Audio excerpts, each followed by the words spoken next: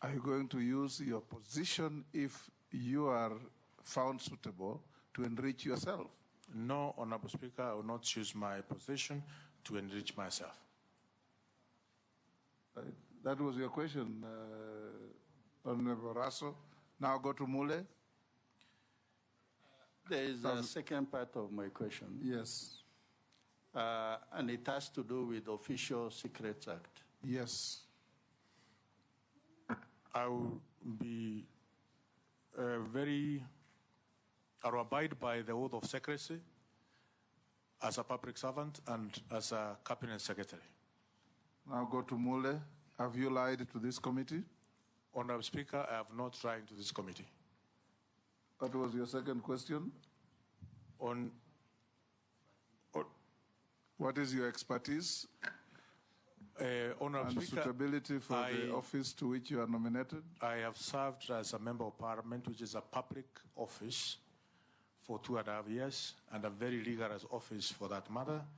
And as I said from the beginning, I am subjecting myself to Article 10 of our Constitution to ensure I serve the people of Better North with commitment and dedication, where we have done a very commendable job in terms of administering bursaries, doing our schools, and anything that is within the mandate of Member of Parliament as far as the people of Better North whom I represent. Go to Naisola's question. In terms of leadership, I'm very firm when it comes to what I believe in, and I think as a cabinet secretary, I will serve the people. Performed that role excellently, Honorable Speaker. Majority Leader Hold, Gikaria, introduce yourself. You came late, then ask one question, then we close with and the interns. Thank you. Oh yes, absorption of interns. It is true the internship is done between 6 months to 12 months at the moment, and we need to enhance the internship program in terms of once you finish the internship, what happens next. At the moment, there's no even certification which they are getting. I will ensure any young person who has done internship with the public service gets certification, and we put as an added advantage in terms of recruitment in other government institutions that if you have served as an intern, you have an added advantage to get a job if you do qualify for the role which you have applied. Thank you, Honorable Chair, and my apologies. Honorable, my name is David Gikaria. I represent Nakuru Town East constituency. Thank you, Chair. Mine is about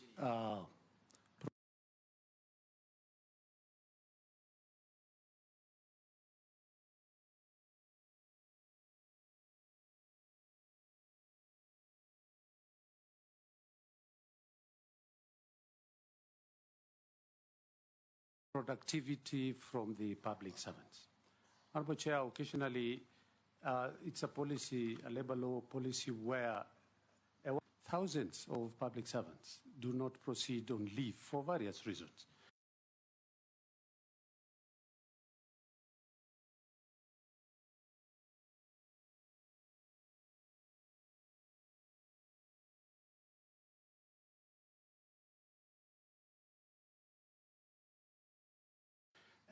Maybe they just protection of their position and things like that.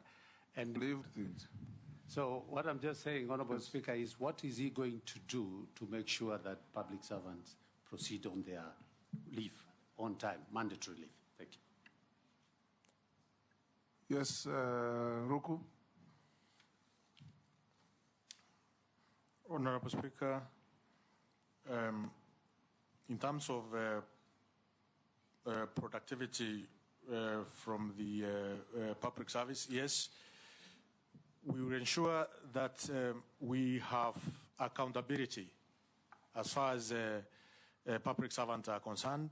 The output, to ensure the output is measurable, we come up with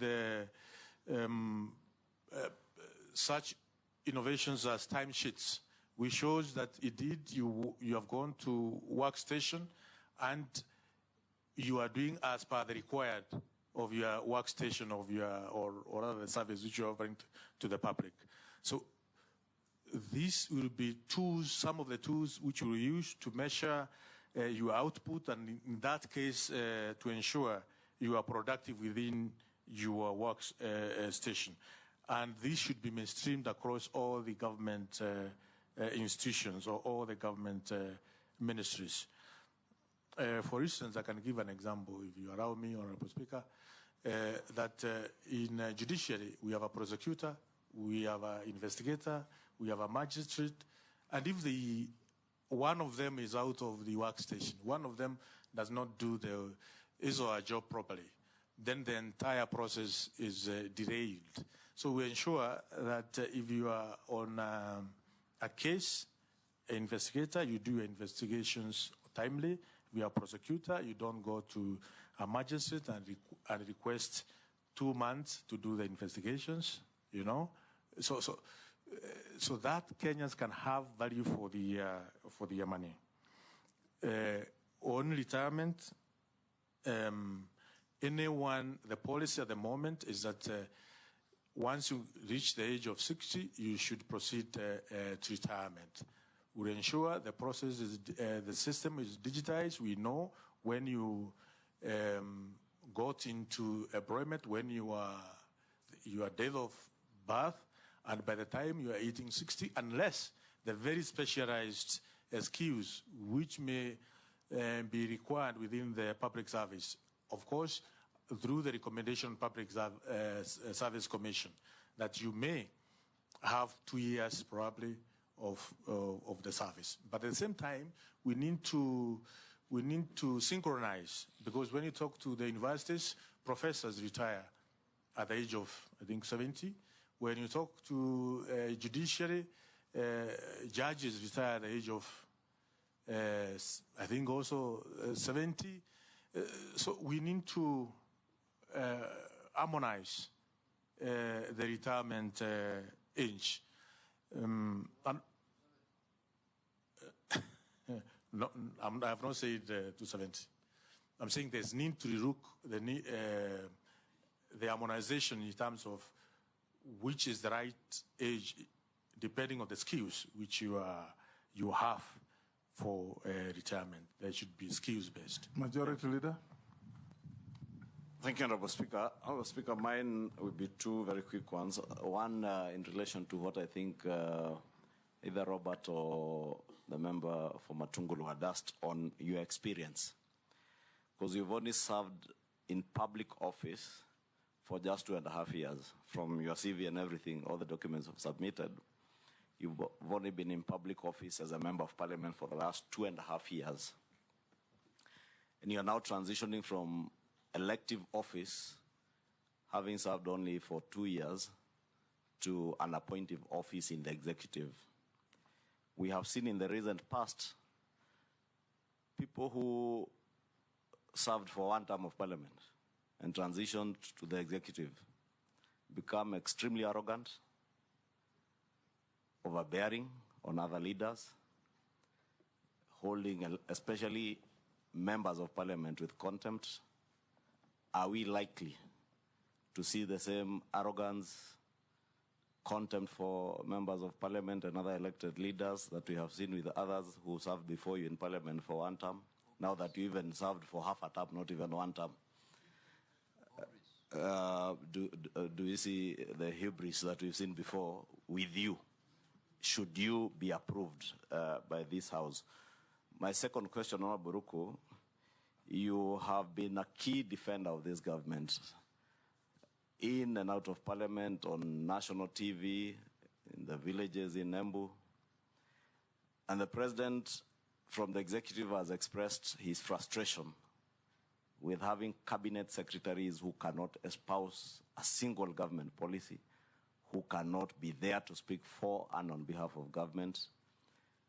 If you are approved and you are transition to the executive, are you now going to become too bossy to be seen to defend the same government that you are being appointed to?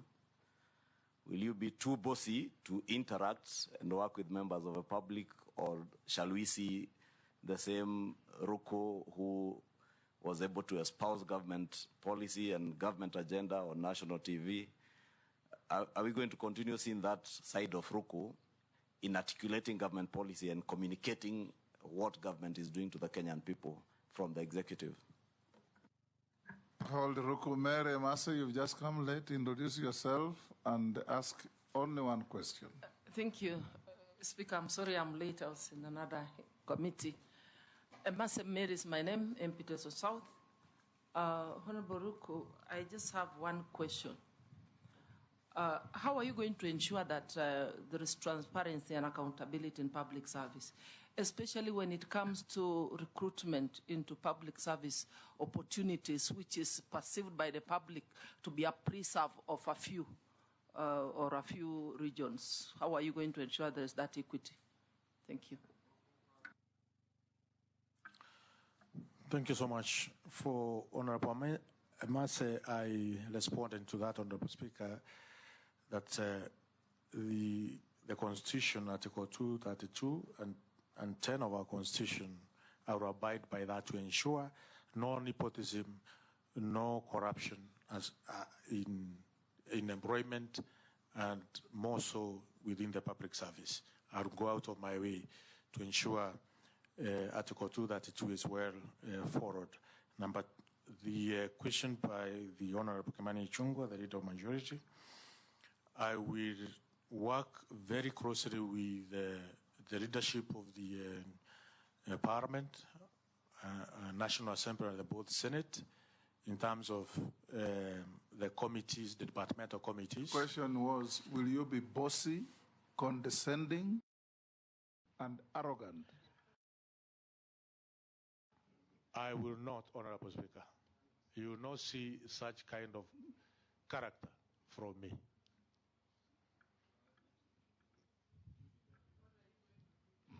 Point of order, Speaker. Let him answer Masa's question first.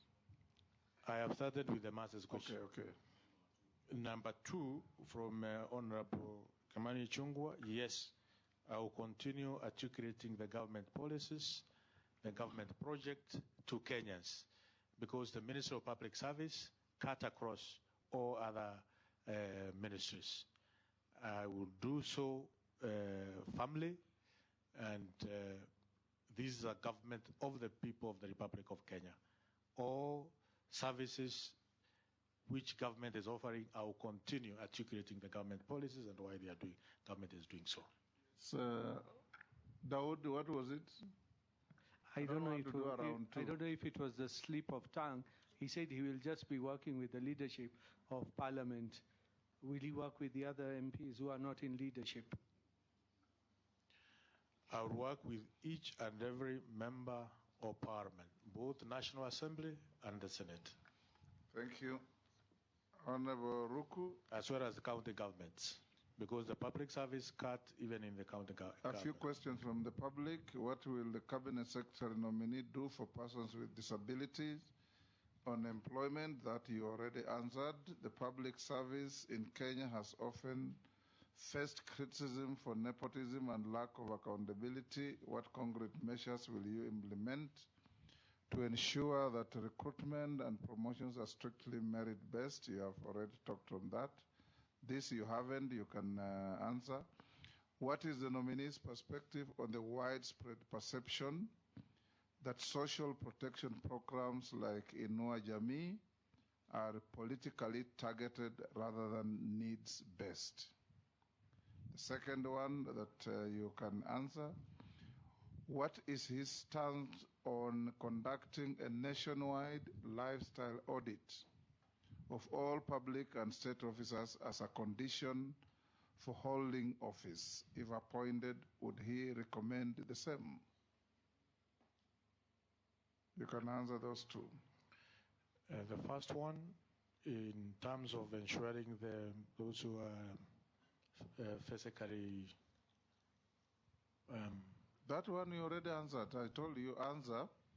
What is your perspective on the widespread perception that social protection programs like Inua Jamii are politically targeted rather than needs-based? Thank you, Honorable Speaker. Inua Jamii is a very key component, a program for the people of the Republic of Kenya, especially those who are aged, and through our administration, through the chiefs and assistant chiefs, and also the public opinion, our elected leaders in our grassroots MCAs, will ensure the Inua Jamii is well targeted, and it target the very vulnerable in our communities, and also those who have reached the age of 70 and they don't have the dependents who can take care of them. Through consultative forums for opinion leaders, field elders, chiefs and assistant chiefs, and also our MCAs to ensure. You will not politicize the program? I will not at any moment politicize this very important program. Lifestyle audit? Yes, lifestyle audit has been tried in the past. I think it's something that we may want to consider moving forward, so that we minimize to everybody be accountable, especially the public servants. Thank you, Ruku. We'll ask you a few other questions. What is your net worth?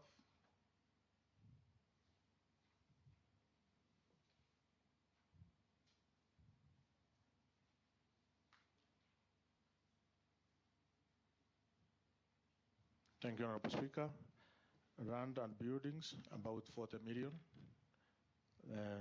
Family residence, 60 million. SACCO and savings, 15 million. Share from private company, 250 million. Motor vehicles, about 12 million, a total of 377 million. Have you ever been convicted of an offense in a court of law? No. Have you ever been adversely mentioned in a parliamentary committee report? No. Do you hold any office in any political party? No. You are not an official of DP? I'm not an official of DP. I'm a member. Have you ever been dismissed or removed from office for contravention of provisions of Article 75 of the Constitution? No. We have received your documents that have been cross-checked with what we have and have been found in order, so we can now release you to go to your other duties.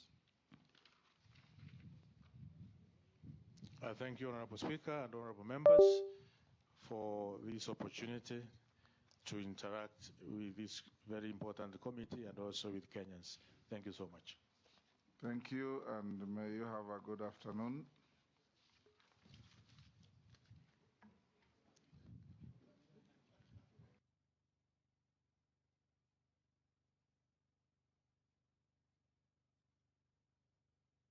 Honorable members, it's 3:10.